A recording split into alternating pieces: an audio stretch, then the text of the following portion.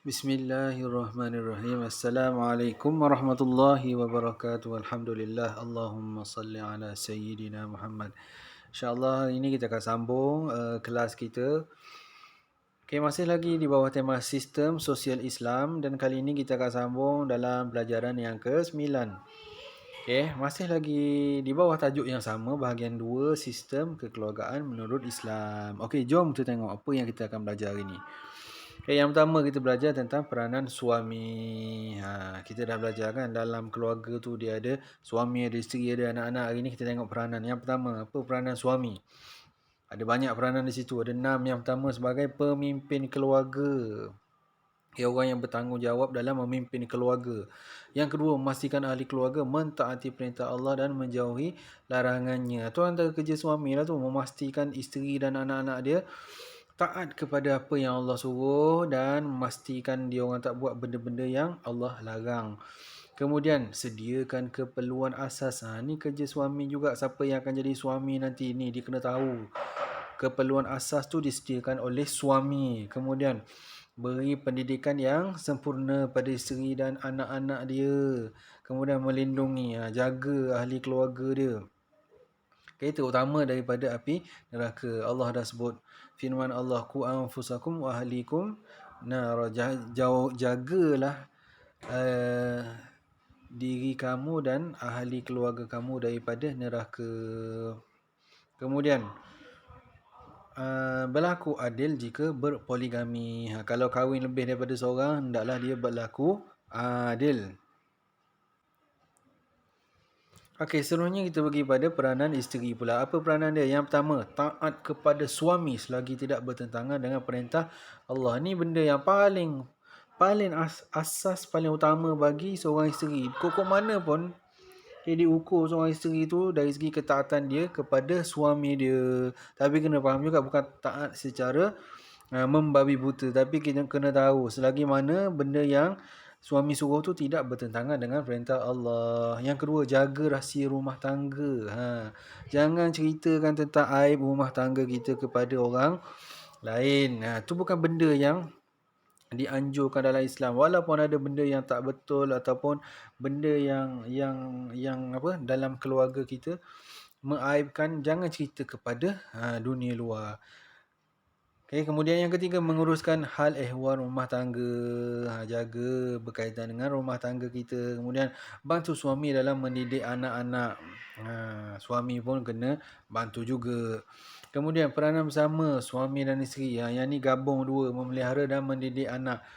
Okay, bukannya lepas tangan kita suami kata ni kerja isteri je, isteri kata ni kerja suami. Paling baik dia memelihara dan mendidik anak ni secara bersama. Dua-dua main peranan.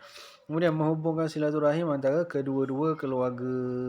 Kan bergabung kan dua keluarga, maka kena jagalah. Bukan bila dah ambil isteri ataupun suami, maka dua orang tu je yang berbaik, tapi keluarganya macam orang asing. Tak boleh. Kemudian 3, menunaikan hak kepada pasangan masing-masing. Isteri dia ada hak dia, suami ada hak, maka bagilah hak tu kepada orang yang berhak mendapatkannya. Kemudian nasihat, menasihati ke arah kebaikan. Ni yang paling baik.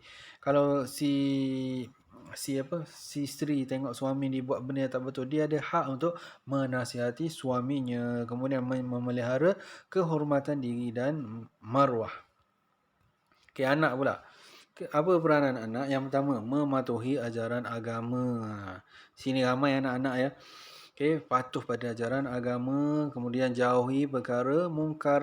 Ni benda yang biasa, benda-benda yang tak baik yang dilarang oleh Allah, kita kena jauhkan diri. Kemudian patuh pada nasihat daripada ibu bapa dengan cara macam mana? Menghormati dia. Okay, kemudian berbakti pada ibu bapa kita selagi dia orang tu masih ada. Kita berbakti, buat benda yang menggembirakan mereka, tolong mereka.